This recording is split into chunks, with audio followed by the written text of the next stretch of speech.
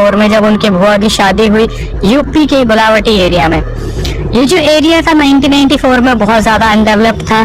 जैसे कि आप जानते हैं 1994 में क्या ही डेवलप्ड हुआ होगा। तो जो फूफा जी थे वो ट्रांसपोर्टेशन की कंपनी में काम किया करते थे, जहाँ पर उनको 15 दिन नाइट शिफ्ट करनी पड़ती थी, 15 दिन मॉर्निंग शिफ्ट करनी पड़ती थी। पहले दादा दादी के साथ ये लोग रहा करते थे, लेकिन दादा दादी ने क्या करा, अपनी जमीन को पूरे मंदिर में कन्वर्ट कर लिया। जो दादाजी थे वो बहुत बड़े भक्त थे और अलग अलग जगह से दादाजी से लोग अपने बारे में पूछने आया करते थे। तो दादाजी ने क्या करा, जो उनके बेटे थे उन्हें बोल दिया कि आप अपनी मेहनत से अपने घर बनाइए। तो 2-3 बेटे थे, जिनमें से जो फूफा जी थे, बुआ जी से जिनकी शादी हुई थी, उनको एक मकान रेंट पे दिलवाया। वहां पर उनके मम्मी पापा भी साथ में रहते थे लड़के के। यहाँ पे दादा दादी जो थे वो मंदिर में रहा करते थे। साथ में जो एक देवर था वो रहता था, और दूसरी तरफ जो दूसरा मकान था उसमें जेठ जेठानी रहा करते थे। अब आइए आगे बढ़ने से पहले आपको घर का पूरा नक्शा बता देता हूँ। जहाँ पर इन्होंने नया नया रेंट पे घर लिया था वो 2 मंजिल का मकान था, जहाँ पर नीचे लैंडलॉर्ड रहा करते थे अपनी 3 लड़कियों के साथ। ऊपर मम्मी पापा, फूफा जी, बुआ जी, उनके भाई मतलब बुआ जी के देवर। घर में ये भी 5 सदस्य रहा करते थे। घर में सब कुछ सही चल रहा था। साइड वाले घर में जेठ जेठानी रहा करते थे। काम था तो उसमें पैसा अच्छा आया करता था, और भाभी जी घर पे रहा करती थी। ये सारे छत पे सोया करते थे।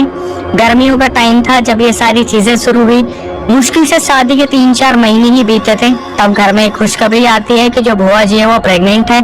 इसको सुनने के बाद पूरा परिवार बहुत ज्यादा खुश था, लेकिन इसी के साथ ऐसा लग रहा था जैसे कुछ नफरत भरी चीजें उसी घर में पनप रही है, जो बस इस चीज का इंतजार कर रही है कि कब बच्चा होगा और उस बच्चे पर अटैक किया जाएगा।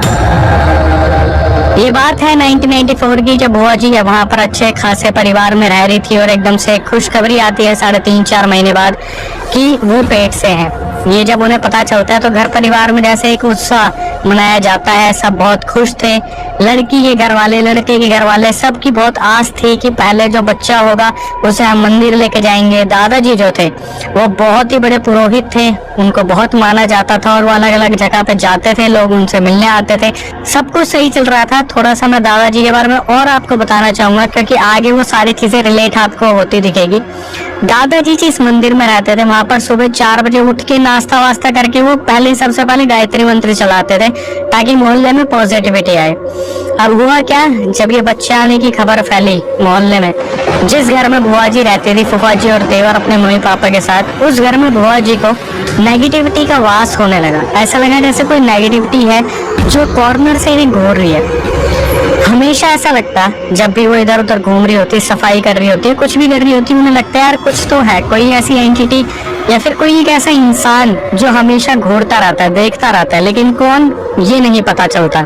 जैसे जैसे आगे वक्त बढ़ने लगा, बच्चा जो था वो पेट में और बड़ा होने लगा। अब होता क्या था, जैसे ये लोग सोने के लिए छत पे जाते थे, जब फूफा जी 15-15 दिन के लिए नाइट शिफ्ट करा करते थे, तो मम्मी पापा और देवर बुआ जी का ध्यान रखा करते थे। उस टाइम पर बुआ जी को रात के 12 बजे एक एंटिटी दिखने लगी, एक ऐसा इंसान जो ब्लैक परछाई के रूप में आता है, बहुत ही ज्यादा डरावना। मतलब ऐसा लगता था जैसे जला हुआ इंसान बिना कपड़ों के सामने आ जाता है, वो बुआ जी के सामने आ जाती है एंटिटी, और सीधा अजीब अजीब से गंदे गंदे इशारे करने लग जाती। पहले बुआ जी को लगा कि शायद मेरा वहम है, क्योंकि मेरे पेट में बच्चा है इसलिए मैं हेलुसिनेट कर रही हूँ, या फिर शायद मेरा ही वहम होगा, या फिर मुझे ऐसा लग रहा है कुछ ऐसा है, लेकिन ऐसा कुछ है नहीं। लेकिन वक्त होते होते इनके सामने ऐसी ऐसी चीजें आने लगी। जब ये सो रही होती तो इन्हें इतने बुरे बुरे सपने आते हैं। ये सपने में देखती कि कोई इंसान सीधा अपनी चिता से उठ के इनके पास चल के आ रहा है, जिन्होंने कपड़े नहीं पहने। अब इन्होंने क्या करा, डर के मारे 1-2 दिन तो उस चीज को अपने जहन में बैठा लिया। लेकिन जब 4-5 बार इनके साथ ये होने लगा तो इन्होंने अपनी सासू माँ को बताया। सासू माँ ने घर पे जब नजर रखनी शुरू की, जब खाली बैठी औरत घर को देखती है तो बहुत सारी चीजें ऑब्जर्व करती है, तो सासू माँ ने भी ये चीज ऑब्जर्व की यार कि बहू रानी के साथ मतलब बुआ जी के साथ कोई तो दिक्कत है। तो सासू माँ ने इस चीज को महसूस करा और बुआ जी से बात की। बुआ जी से एक एक चीज पूछी कि बेटा तेरे को क्या लगता है, क्या है। तो बुआ जी ने बताना शुरू करा, एग्जैक्ट 12 बजे जब मैं सो रही होती हूँ तो कोई एंटिटी या तो मेरे सपने में आती है, सपने में आती है चिता से सीधा चल के मेरे सामने, और सीधा मेरे सामने जो गंदे गंदे इशारे करना शुरू कर देती है। और अगर मेरी आंख खुलती है तो वो एंटिटी मेरे सामने भी खड़ी होती है। तो जब ये सो रहे थे तो सासू माँ ने क्या करा, एक दिन जिस खाट पे ये लोग सो रहे थे, बुआ जी जिस तरफ सो रही थी, तो फूफा जी के जो भाई थे, सासू माँ ने बोला उन्हें, मतलब उन्हीं की मम्मी ने देवर जी को बोला कि आप आज भाभी के साथ सोओगे, लेकिन करवट मार के सोना, मतलब एक इस तरफ और एक तरफ उस तरफ, मतलब अपोजिट में एक दूसरे के पैर होने चाहिए। क्योंकि हमें भी ऐसा महसूस हो रहा है कि जो बुआ जी आई है, मतलब जो देवर की भाभी है, उनके साथ कुछ ना कुछ तो बहुत बुरा हो रहा है। पहले दोनों ने आनाकानी की, भाभी भी बोले नहीं ठीक नहीं रहेगा, देवर ने भी ये बोला नहीं मम्मी ठीक नहीं रहेगा, लेकिन सासू माँ के बहुत ज्यादा फोर्स करने पे ये सोते हैं, जहाँ पर एक तरफ एक का सर, एक तो दूसरी तरफ उसके पैर होते हैं। इसी तरीके से जब ये सो रहे थे रात के 12 बजे एग्जैक्ट, देवर ने हाथ में लठ पकड़ा हुआ था और उनकी आंख लगी जैसे खाट पे लेटे लेटे आग लगती है। एकदम से देखते कि जो भाभी वो चिल्लाना शुरू करती है कि माँ वो आ गया, सासू माँ वो आ गया, बचाओ माँ, माँ वो आ गया, माँ वो आ गया। इधर से देवर उठते हैं लाठी लेके और सासू माँ उठती है। तो जो ससुर जी थे वो तो फिर भी बुजुर्ग थे, वो भी देखना शुरू करते हैं। तो देवर जो थे वो बुरी तरीके से चिल्लाना शुरू करते हैं, गाली देके कि हराम के पिल्ले कौन है तू, कौन तंग कर रहा है, और लाठी घुमाना शुरू करते हैं। इधर से जो सासू माँ थी वो भी गाली देना शुरू करती है कि हराम ज्यादा कौन बहू को परेशान कर रहा है। और यहाँ से जो बुआ जी ने देखा, उसको देखने के बाद वो और भी ज्यादा घबरा गई। लाठी जो घुमाई वो उस एंटिटी के आर पार निकल गई और वो एंटिटी जोर जोर से हंसने लगी, जैसे मजाक सा उड़ा रही है। तो सासू माँ ने अपना सर पकड़ लिया, वो बैठ गई और देवर भी थोड़ी देर तक तो देखने लगा, फिर वो भी बैठ गया। लेकिन बार बार जो बुआ जी थी वो चिल्लाने लगी कि मेरे सामने है, मेरे सामने है, ये देखो ये खड़ा, बिल्कुल जहाँ पे हम खाट के बगल में बैठे हैं वहीं पे वो खड़ा हुआ है, वो मेरे को गंदे गंदे इशारे कर रहा है। ये बोलते बोलते बोलते बोलते बोलते बोलते सुबह के 4 बज गए। जैसे ही मंदिर से दादाजी ने गायत्री मंत्र चलाया, वो जो एंटिटी थी वो वहां से भागी। भागने के बाद जो सासू माँ थी, जो बहू रानी थी और जो देवर थे वो ब्रह्म मुहूर्त के बाद सोए। ये जो चीज हुई थी एंटिटी दिखने वाली, ये 1 रात हुई, 2 रात हुई, 3 रात हुई, और फिर तीसरी रात जो थे फूफा जी आ गए। फूफा जी के आने के बाद एक अलग सी चीज होती थी कि अगर फूफा जी 15 दिन घर पे हैं तो 15 दिन के 15 दिन कुछ भी नहीं होता था। और सासू माँ ने, देवर जी ने और जो वाइफ थी, वाइफ ने तो फिर भी फूफा जी को, मतलब बुआ जी ने फूफा जी को कहीं ना कहीं आइडिया दिया था कि उनके साथ क्या हो रहा है, लेकिन सासू माँ ने और देवर जी ने बिल्कुल भी इस चीज में होल नहीं थी, ये सोच के कि यार हम बताएंगे और कहीं ऐसा ना हो कि जो फूफा जी वो अपनी नौकरी से छेड़खानी करे, क्योंकि इस टाइम पर घर में अर्निंग करने वाले सिर्फ वही थे। तो बुआ जी भी अपनी तरफ से एडजस्ट करने की पूरी कोशिश कर रही थी, लेकिन हो क्या रहा था ये चीज समझ में ही नहीं आ रही थी। इनके साथ ही वारदात धीरे धीरे बढ़ने लगी, ये सारी चीजें धीरे धीरे बढ़ने लगी, जहाँ पर रात को 12 बजते ही कोई ना कोई एंटिटी आती और जब देखती कि फूफा जी लेटे हुए हैं तो वो एंटिटी उल्टे हो लेती। लेकिन जब फूफा जी 15 दिन बाद अपनी नाइट शिफ्ट पे जाते तो फिर दोबारा वो हरकतें होना शुरू हो जाती। टाइम पर दिन दिहाड़े ये सब कुछ होने लग गया, मतलब ऐसा होने लगा जैसे अगर बुआ जी को थोड़ा भी टाइम मिला, उनका पेट निकला हुआ है, वो झाड़ू वाड़ू लगा रही है, और धीरे धीरे अगर वो थकना शुरू करती है, अगर वो झाड़ू साइड में रख के अपने खाट पे लेटने जाती है तो वो एंटिटी कहीं से भी चल के आ जाती। और इन सब चीजों में जो मैं आपको बताने वाला हूँ उसको सुन के आप दहल जाएंगे। बुआ जी पोजेस होना स्टार्ट हो गई और उससे भी ज्यादा हिप्नोटाइज होना स्टार्ट हो गई। ये बुआ जी ने खुद दोनों बहनों को बताया, हमारे सब्सक्राइबर को, कि एक टाइम ऐसा आया जब वो जो एंटिटी थी ना वो अपनी तरफ बहुत ज्यादा अट्रैक्ट कर रही थी। बुआ जी एक दिन सफाई करके आराम से लेटे हुए थी अपने कमरे में, पास में जो स्टोर रूम था उसमें जैसे आप देखते हैं नीला ड्रम रखा हुआ है या फिर बर्तन रखे हैं, बर्तन भांडे जो होते हैं, जो घर के बर्तन होते हैं। तो धीरे धीरे क्या हुआ, ऐसा लगा जैसे कोई एंटिटी उस स्टोर रूम में गई और पहले ड्रम गिराया, फिर बर्तन गिराए, फिर इधर से ग्लास वगैरह गिराए, इधर उधर सामान गिराना शुरू कर दिया। तो उस टाइम पे जो सासू जी थी और ससुर जी थे वो घर पे नहीं थे, किसी काम से गए थे, और देवर शायद बाहर अपनी बाइक रिपेयर करवाने गए थे। तो बुआ जी उस टाइम पे उठती है, उस स्टोर रूम में जाती है। उस स्टोर रूम में जाने के बाद वो जो एंटिटी थी बुआ जी ने साक्षात वहां पे देखी और उसको देखते ही बुआ जी वहां पर पोजेस हो गई। पोजेस होने के बाद जो बुआ जी थी वो एकदम से अपने आप को देखती है शीशे में, और जैसे आम इंसान का चेहरा होता है वो उनका चेहरा तो था, लेकिन शीशे में क्रीपी स्माइल और मुंह जैसे किसी कांटे से फाड़ दिया हो या फिर कांच से पूरा अलग कर दिया हो। उस टाइम पर बुआ जी ने अपने आप को कंट्रोल करने की पूरी कोशिश की, लेकिन वो कंट्रोल नहीं कर पाई और सीधा जाले के पास आई, जो जंगला होता है ना ऊपर, जैसे आप देखते कि ऊपर जंगला लगा हुआ है, उस जंगले को लोहे से कवर नहीं कर रखा था, बाउंड्री बना रखी थी कि आगे जाके हम कभी अगर बच्चा होगा तो वहाँ पे जंगला लगवा देंगे, अभी जंगला नहीं लगा हुआ। तो बुआ जी अपने आप को कंट्रोल करने की पूरी कोशिश कर रही थी। वो नीचे देखती है तो नीचे ऑनर खड़ी हुई थी, वो भी वहाँ पर कुछ काम कर रहे थे। तभी वो जो एंटिटी थी अपने हाथ में स्टोर रूम से बहुत सारे गद्दे लपेट के लाई और बुआ जी के हाथ में दे दिया और उस एंटिटी ने बोला नीचे फेंक। किसके ऊपर? ऑनर के ऊपर। बुआ जी ने एकदम से उस गद्दे को सारे को फेंक दिया और वो ऑनर बस माइनर एक कदम से बच गई, वरना वो इतनी बुरी तरीके से दब के मरती नहीं तो कम से कम गले की हड्डी और कमर की हड्डी तो पक्का जाती। वो जो ऑनर थी उसने ऊपर देखा और उसने जो देखा उसके ही पैरों तले जमीन निकल गई। उस टाइम पर उन्होंने देखा जो ऑनर थी कि जो बुआ जी थी उनके बाल पूरे खुले हुए हैं और आंखें पूरी लाल हो रखी हैं। ये सीधा अपने कमरे में जाती है, वहां से एक गंदा जल या पता नहीं बोतल में क्या उठाया सीधा ऊपर लेके आती है मारने के लिए। तभी जो बुआ जी थी उन्होंने ही ऑनर का हाथ पकड़ लिया और अजीब सी एक आवाज आती है उनके अंदर से कि तूने मुझे मारा था ना, चुन्नी में लपेट के मारा था, लाल वाली चुन्नी याद है तुझे? तो चिंता मत कर, मैं बदला लूंगा और बदला लेने ही वापस आया हूँ। अब आगे बढ़ने से पहले एक चीज जो मैं आपको बता दूं, जो ऑनर की 3 लड़कियां थी वो तीनों ही बहुत ज्यादा डिस्टर्ब चल रही थी। सबसे बड़ी जो लड़की थी उसे बेड़ियों में बांध के रखा जाता था क्योंकि वो पागल थी। दूसरी जो लड़की थी उसकी शादी हुई थी लेकिन उसे बच्चा नहीं हो पा रहा था, और जो तीसरी लड़की थी उसे अनजाने टाइम पर ब्लीडिंग होना शुरू हो जाती थी, मतलब कुछ ना कुछ होते ही रहता था। और अब जो चीजें सामने आ रही थी कि बुआ जी के अंदर से वो आवाज आई जिसको आगे पीछे वाले लोगों ने सुना कि तुमने मुझे मारा था चुन्नी से लपेट के और मैं अपना बदला लूंगा और बदला लेने में आया और किसी को नहीं छोड़ूंगा। ये सुनने के बाद जो ऑनर थी उसने अपना हाथ छुड़ाया बुआ जी से और पानी मारा, तो बुआ जी एकदम से रिलैक्स होकर बैठी और चल के सीधा अपने कमरे में चली गई। अब जब भी कभी ऐसा कुछ होता है कि बुआ जी पोजेस होती है या बुआ जी के ऊपर कोई भी एंटिटी आती है तो मकान मालकिन वहां पे भागी आती है और वो पानी मार देती। अब जब यहाँ पे ऐसी चीजें होती हैं तो आपके दिमाग में कोई तो क्वेश्चन बनता है कि यार ये मकान मालिक के पास ऐसा कौन सा पानी है जो किसी और को पानी नहीं मिल रहा है, और ये ऐसी कौन सी एंटिटी है जो मकान मालिकिन के पानी मारने पर ये एंटिटी दब जाती है। ये क्वेश्चन सबके दिमाग में आ रहे थे। लेकिन फिर क्या हुआ, बुआ जी का मिसकैरेज हो गया।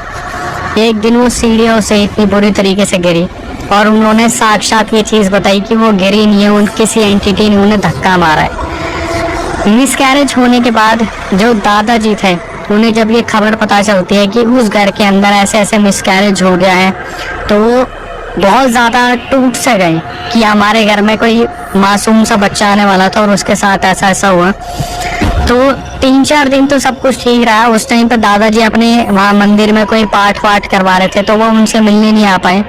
उसके बाद क्या हुआ, फिर दोबारा 4-5 दिन बाद जो बुआ जी थी वो पोसेस हो गई। तो वो जो औरत थी मकान मालकिन उसने क्या करा, पानी वानी मारा खींच के, तो वो जो बुआ जी के अंदर एंटिटी थी वो सामने आ गई और वो बोलने लगा जो इंसान था, औरत के अंदर से आदमी की आवाज है कि मैं तुझे लेके जाऊंगा, तूने मुझे मारा था, मैं तेरे को ना रहने दूंगा और ना ही तेरे यहाँ पे किसी को पलने दूंगा, ना पनपने दूंगा, तू मत ले टेंशन, मैं तेरे को लेके जाऊंगा। तो उस टाइम पर क्या हुआ, सारे जितने भी लोग थे वो घर में अवेलेबल थे, कुछ लोग घर के बाहर खड़े थे और सब सुनने के बाद एकदम से हैरान से हो गए कि यार ये हुआ क्या। मतलब बुआ जी औरत है, उनके मुंह से आदमी की आवाज आ रही है और वो आदमी इशारा करके मकान मालकिन को बोलने लग रहा है कि तुमने मेरे साथ ये सब कुछ करा, तुमने मेरे साथ ये सब कुछ करा।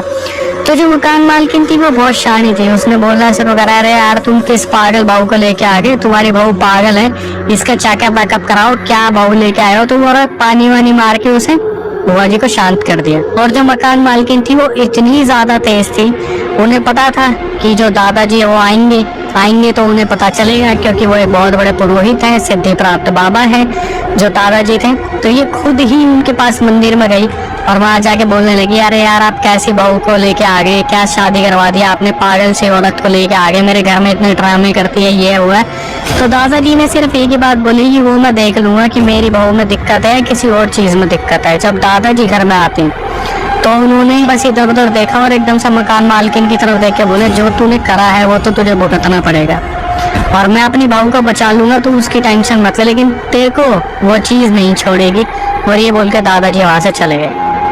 अब इस क्वेश्चन का जवाब कैसे मिलेगा कि कौन था, क्या मर गए, कौन बचा लेंगे, किसको क्या हुआ।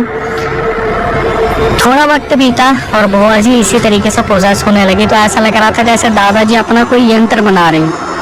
थोड़े दिन बाद दादाजी आते हैं और वो वहाँ पर पूजा पाठ करते हैं और पूजा पाठ करते टाइम वो एंटिटी सामने आ जाती है। वो एंटिटी आके बताती है कि किस कदर वो जो मकान मालकिन थी उसने अपने देवर को मारा सिर्फ प्रॉपर्टी के चक्कर में। चुन्नी लपेट के वो जो देवर बार बार बोल रहा था, पूजा के दौरान वो बुआ जी के अंदर आया और उसने सब कुछ सच सच बता दिया कि ऐसे ऐसे इसने मेरे को मारा था, और इस घर में ना ही मैं किसी को पनपने दूंगा और ना ही किसी को पलने दूंगा। सिर्फ एक सोल्यूशन है कि यहाँ से सब खाली करके चले जाओ। एक चीज मैं आपको बताना भूल गया जो बहुत ही ज्यादा दर्दनाक थी। रात के 12 बजे जब भी बुआ जी पोजेस होती थी और सुबह 4 बजे जब भी वो एंटिटी निकल के भागती थी, तो बुआ जी के पेट के पास से, मतलब इंटरनल पार्ट से कुछ ऐसे मांस के टुकड़े निकल के गिरते थे। ऐसा लगता था जैसे कोई बच्चा खींचा है वहां से, मतलब तोड़ तोड़ के बच्चे को खींचा गया। जो मिसकैरेज हुआ था वो इसी वजह से हुआ था।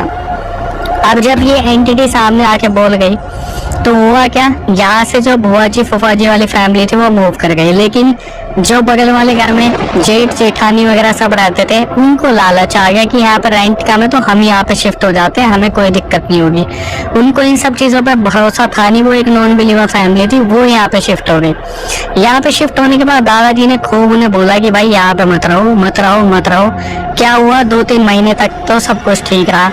उसके बाद जो जेठानी थी उनको दिखने लगा छोटा बच्चा बिना कपड़ों के। अब ये छोटा बच्चा कौन था, ये वो छोटा बच्चा था जो बुआ जी का मिसकैरेज हुआ था, और वो बच्चा थोड़ा भी अगर बड़ा हुआ तो उन बिना कपड़ों के जेठानी को दिखना शुरू हो गया। पहले जेठानी को लगा कि यार मैं तो शायद वहम कर रही हूँ, ये सारी चीजें तो होती नहीं है, लेकिन इसके बाद वो एंटिटी, वो जो देवर की एंटिटी थी वो दिखनी शुरू हो गई। ये सब देखने के बाद इन्होंने दादाजी को बुलाया और उन्हें बताया कि ऐसे ऐसे हमारे साथ हो रहा है। तो दादाजी ने इनके घर पर पूजा करी दोबारा और इन्हें घर से निकाला, ये बोलते कि तुम बेशर्म एक नंबर के, कि तुम इतने लालच में आ गए कि तुम्हें पता है इस घर में क्या हो रहा है, फिर भी तुम इस घर में रह रहे हो। इसके बाद क्या हुआ, 2-4 दिन बाद उस घर में, जिस घर में वो जो मकान मालकिन रह रही थी अपनी पति के साथ और 3 लड़कियों के साथ, उस घर में पूरे में बीच में तरेड़ पड़ गई। मतलब एक क्रैक आया इतने जोर का, जहाँ पर ऐसा लग रहा था कि पूरा मोहल्ले में गूंज गई आवाज कि मैं इस घर में किसी को रहने नहीं दूंगा, पनपने नहीं दूंगा। वहां से वो जो मकान मालकिन थी वो भी छोड़ के चली गई। दिशा ने और मंजली ने ये चीज मेंशन की कि अक्षय भाई जब हम अपने रिलेटिव्स के गए थे बुआ के मिलने के लिए उनसे, तो बुआ जी ने ये पूरी स्टोरी सुनाई भी और वो घर दिखाया भी। आज भी वो घर ऐसा का ऐसा ही पड़ा हुआ है, जहाँ पर कोई भी उस घर में नहीं रहता। सारे वहां से चले गए, लेकिन उस घर ने एक बच्चे की बलि ले ली, जो कि मैंने आपको बताया बुआ जी का जो मिसकैरेज हुआ था। इसके बाद एक और किस्सा है जो दिशा ने हमें बताया और वो मैं आपके सामने रखने जा रहा हूँ। तो अभी 2016-17 की बात है, जब गाजियाबाद में एक घर लिया गया जो कि बुआ जी के मामा जी ने लिया, और वो जो घर था बहुत आलीशान घर था। ये लगा लो लगभग कि जो मामा जी थे बुआ जी के, उन्होंने अपना सारा पैसा लगा दिया इस घर में और अलग अलग लोगों को बुलाना शुरू करा। जैसे एक होता है कि आप पैमाइश देखो, हमने कितना अच्छा आशियाना बनाया है। उस घर में पूजा पाठ भी करवाई गई, लेकिन उस घर में कुछ चीजें थी जो शायद इनकी आंखों ने नहीं देखा, लेकिन वो जो दादाजी आए थे उन्होंने देख लिया। जब दादाजी वहां पर पहुंचे तो दादाजी ने देखा कि घर में ये 6 लोग रह रहे हैं। मतलब कौन कौन, मामा जी, मामी जी, 3 लड़के और एक उनकी बहन का लड़का जो वहां पर रहने आया हुआ था। ठीक है, दादाजी जैसे घर में घुसते तो सीधा मामा जी को बोलते कि क्या बात है, तुम 6 लोगों के अलावा भी 7 लोग यहाँ पर रह रहे हैं। तो मामा जी ने वहाँ पर अजीब सा रिएक्शन दिया कि कैसी बात कर रहे हो बाबू, यहाँ पे हम 6 जने ही तो रहते हैं। तो बाबा जी वहाँ पर एकदम से देखते हैं मामा जी को और बोलते जितनी जल्दी हो सके इस घर को खाली कर दो, इससे पहले कि यहाँ पर मौत की लाइनें लग जाएं। बाबा जी ने ये चीज बोली और वहां से वो चले गए। वहां पर उन्होंने ना ही कुछ खाया ना ही कुछ पिया, सब वहां से चले गए। इन्होंने क्या करा, उस बात को इतने हल्के में लिया सबने। मामा जी जो थे, सबसे पहले उनके बच्चे बिना वजह मरने शुरू हुए। सबसे पहले पहला बच्चा मरा, फिर दूसरा बच्चा मरा, तीसरा बच्चा रह गया था जिसका नाम था संदीप, जो सबसे छोटे वाला है। जो बहन का लड़का आया था, बहन को पता चल गया बाबा जी ने सच बोला था, उसने अपने लड़के को वापस बुला लिया। उसके बाद खुद मामा जी की डेथ हो गई। रह कौन गया, मामी जी और जो संदीप सबसे छोटे वाला लड़का था। धीरे धीरे वक्त बीतता रहा उस घर में। जो मामी जी थी उन्होंने संदीप की शादी करवा दी। संदीप जो बहू को लेके आए थे, कुछ साल बाद उनकी डेथ हो गई। किस वजह से ये नहीं पता चला। सबको ऐसे ऐसे निपटा रही थी वो जो एंटिटी थी गाजियाबाद वाले घर में। अब रह कौन में, मामी जी, संदीप और वो जो लड़के जिसका वहां पर जन्म हुआ था, किससे, जिस माँ से हुआ था वो माँ भी इस घर में अब मर चुकी है। लास्ट में रह गई जो मामी संदीप और उनकी लड़की। कुछ टाइम बाद मामी जी भी निपट गई। रायकोन ने संदीप और वो लड़की उन्होंने फाइनली एक डिसीजन लिया कि अब हम इस घर को छोड़ के जाएंगे। और कुछ वक्त बाद ही जो संदीप और उनकी जो लड़की बची वो भी इस घर को छोड़ के चले गए। कहते हैं ना कि बल्ली जब जाती है घर में तो अपने साथ कुछ नए चीजें लेके आती है। तो एक मुसलमान थे जो व्यक्ति इस चीज पर भरोसा नहीं करते थे, उन्होंने इस घर को रेंट पे ले लिया। 4 दिन बाद वो अपने उस घर में मरे हुए मिले और क्या रीजन था किसी को कुछ पता नहीं चला। बस गले पे 4 उंगलियों के निशान थे। अब आप समझ सकते हो कि क्या ही हुआ होगा। उस घर में अब कितनी मौतें हो चुकी है देख लो। 7 तो पहले रहते थे और 6-7 और बाद में जुड़ गए। तो अब वो घर ऐसा का ऐसा पड़ा हुआ है। ये भी दिशा और मंजली ने बताया कि हमने उस घर को भी साक्षात देखा है। उस घर में ना ही किसी को रेंट पे लेने देते, उस घर को ना ही बेचने देते। वो जो बेचने वाले भी कौन है, मतलब जो मामा जी था वो तो रहे नहीं। और उस घर को इसी तरीके से गाजियाबाद में रखा हुआ है कि उस घर में ना ही कोई आता, ना ही कोई जाता, ना ही कोई रहता और ना ही रहने देते। वो घर हॉन्टेड था, हॉन्टेड है, हॉन्टेड रहेगा। और दिशा मंजली ने अपनी आंखों से उस घर को देखा है जहाँ पर इसी तरीके से आज भी चीजें बिखरी रहती है और वो घर आज भी उसी तरीके से सुनसान पड़ा हुआ।